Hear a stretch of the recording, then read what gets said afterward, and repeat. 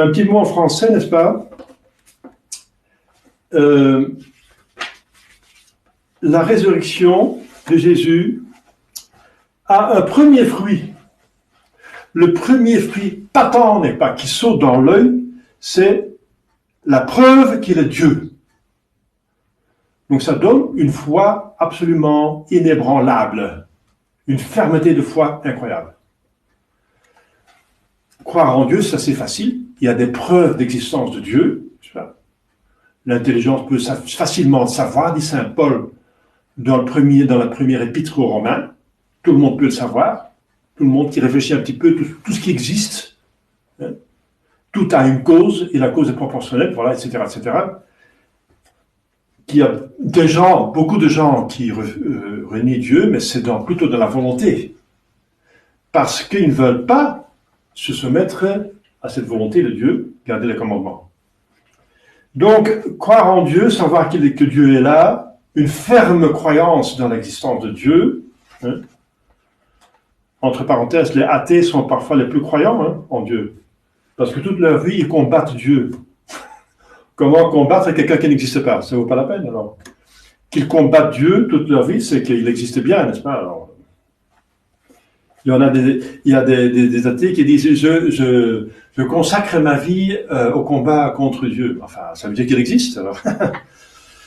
Donc, vous voyez, que Dieu existe, c'est indéniable. C'est facile à prouver. Mais que Jésus-Christ est Dieu, c'est autre chose. C'est autre chose. Alors, Jésus-Christ, bien sûr, il ne manque pas une foi aveugle, une foi ridicule qui dit ouais, Jésus me plaît, c'est une personne agréable, pour moi, oui, pour moi il est Dieu, je le préfère aux autres, je le préfère au Bouddha. Bouddha, il est trop gros, quoi. Je préfère quelqu'un qui a plus un aspect plus agréable à voir. Voilà. Et Mohamed, c'est pas ma tasse de thé non plus, voilà. Donc je préfère Jésus. Ça, c'est plutôt les considérations des modernistes qui choisissent ceci ou cela, n'est-ce pas? Et tout le monde doit respecter le choix des autres. C'est ridicule, n'est-ce pas? C'est absolument absurde. Jésus, il ne demande pas une foi comme une superstition, n'est-ce pas? La foi est vraiment fondée. Il y a des raisons de crédibilité. Et les raisons de crédibilité les plus importantes sont justement les miracles. Et ceci, c'est le miracle par excellence. Il s'est ressuscité soi-même. Avant, il a ressuscité les autres, et il a ressuscité soi-même. Donc, il a prouvé qu'il est Dieu. Cette résurrection est aussi prouvée par des témoins, les apôtres pour commencer, les évangélistes, etc. Donc, même des témoins qui ne sont pas catholiques, qui ne sont pas chrétiens, comme Flavius Josephus. C'est un fait historique que Jésus a été tué, et absolument tué de manière professionnelle, parce qu'un professionnel longin a encore certifié qu'il était mort par un coup de lance dans son cœur.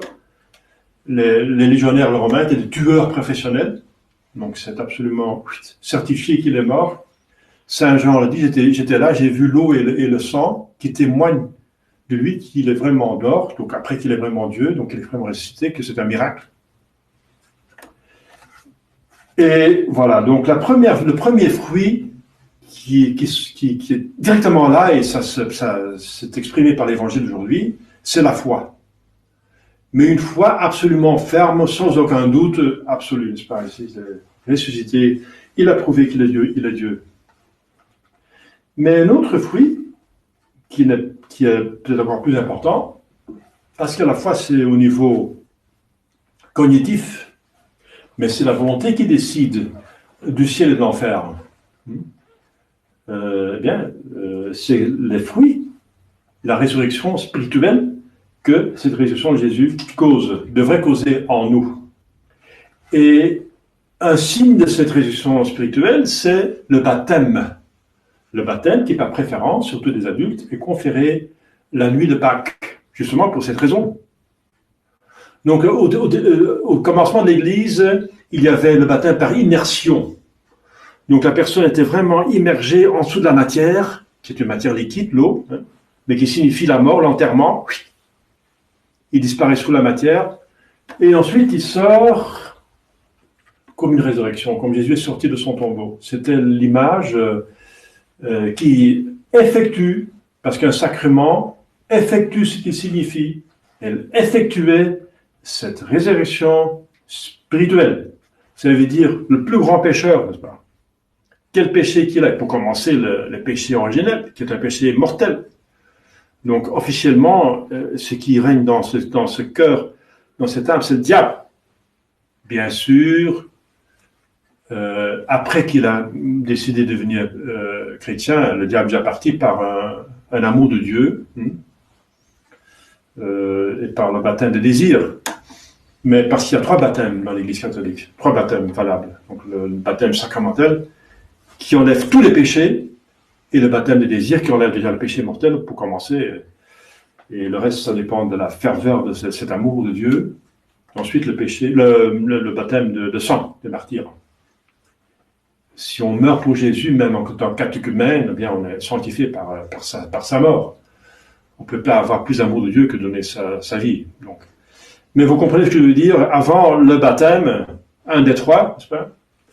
Celui qui est adulte est baptisé officiellement, normalement, il a 2 baptêmes. D'abord le baptême de désir, ensuite le baptême sacramentel. Mais en tout cas, c'est le baptême, d'abord celui de désir, ensuite celui sacramentel, fait le travail à fond, qui donne la marque indélébile et enlève tous les péchés, même véniels. C'est comme on meurt avec Jésus, on meurt au péché. Et ensuite, l'eau, alors aussi, l'eau naturelle a la capacité de laver. Donc il y a aussi cette expression de lavage.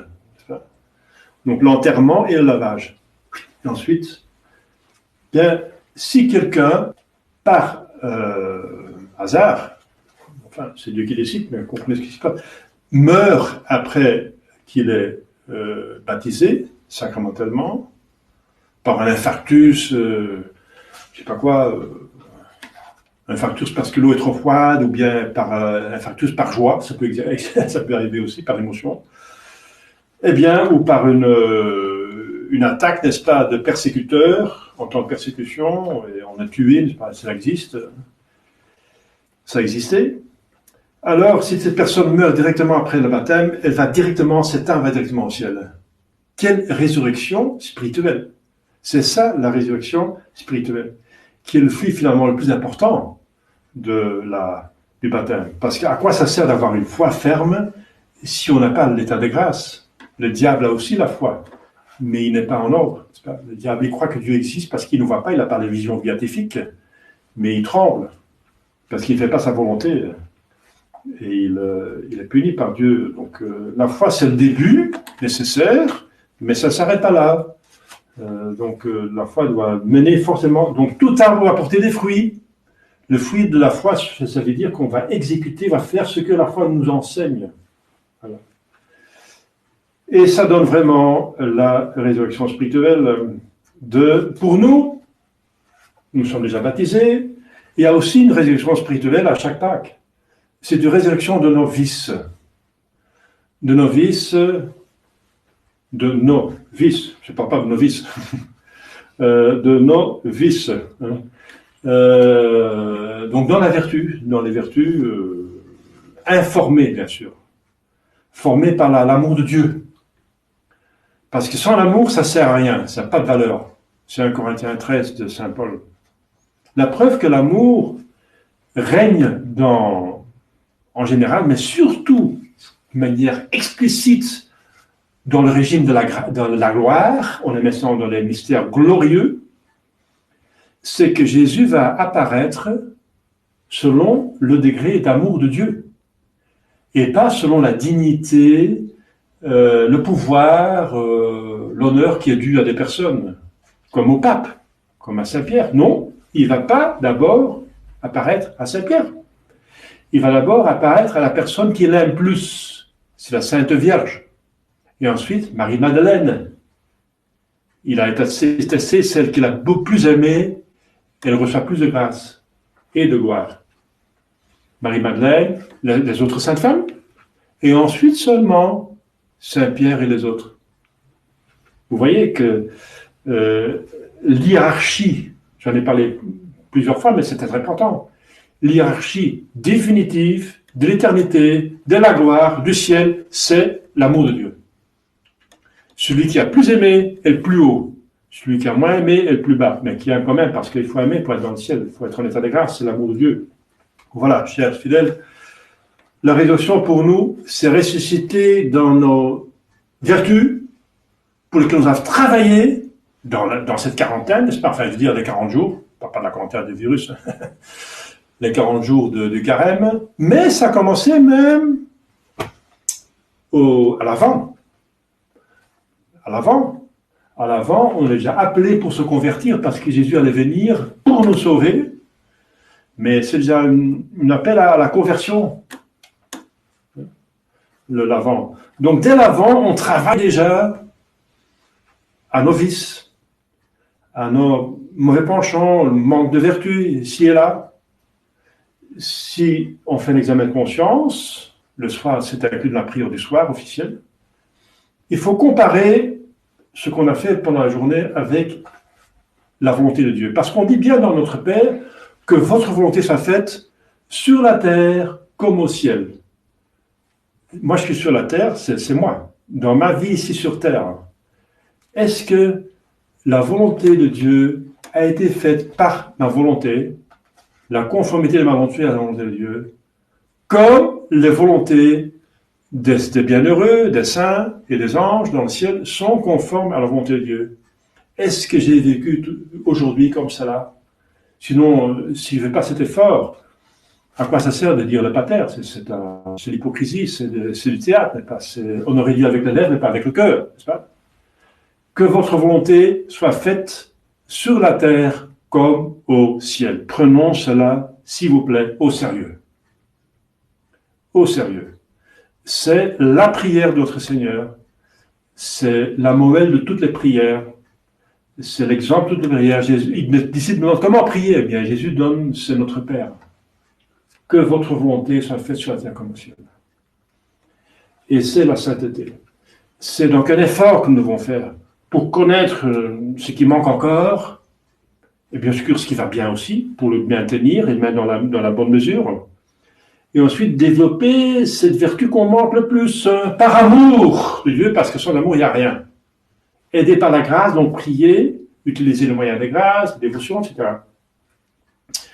C'est ça la résurrection d'aujourd'hui, pour nous. Pour nous. La liturgie est belle, mais elle a un fruit. Jésus dit, tout arbre doit porter des fruits. Par excellence, sa propre œuvre, la vigne qu'il a plantée, l'Église, elle porte des fruits.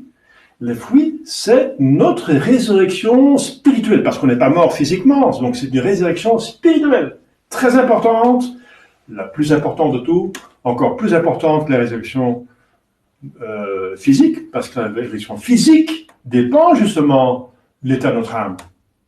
Pour ceux qui sont en état de grâce sont au ciel, ceux qui sont en état de péché mortel vont en faire. Donc la résurrection physique dépend justement de cette résurrection spirituelle. Voilà, chers fidèles, demandons cette grâce, n'est-ce pas, de développer nos vertus. Et voilà, et remercions Dieu pour cette grâce de résurrection qui est en rapport, en proportion de nos efforts. Et Jésus a tant de grâce, de gloire qu'il reçoit du Père à la résurrection, qu'il a souffert le vendredi saint. C'est en directe proportion. Et la même chose pour la Sainte Vierge. Et nous reçoit de gloire et de consolation et de mérite, et maintenant de gloire dans le ciel, qu'elle a souffert avec Jésus. Et sa souffrance avec Jésus, c'était totale. C'était sans une restriction, toute sa vie, inconditionnelle, prompte, joyeuse, parfaite, à imiter, à imiter. Demandons à la Sainte Vierge de faire comme elle, n'est-ce pas? Et je vous souhaite une sainte et maximale possible résurrection spirituelle. Au nom du Père et du Fils et du Saint-Esprit, ainsi soit-il.